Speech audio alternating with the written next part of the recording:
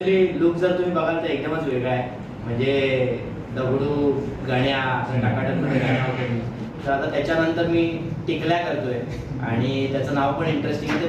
त्याला अजिबात आवडत नाही. टिकल्या नाव याच्या बाप त्याला म्हणत असतो. आणि स्पेशली हे कॅरेक्टर वेगळं काय आहे कारण याचा टोन एकदम सिरियस असला तरी त्याच्या सिरियस टोनवर तुम्हाला हसायला येईल.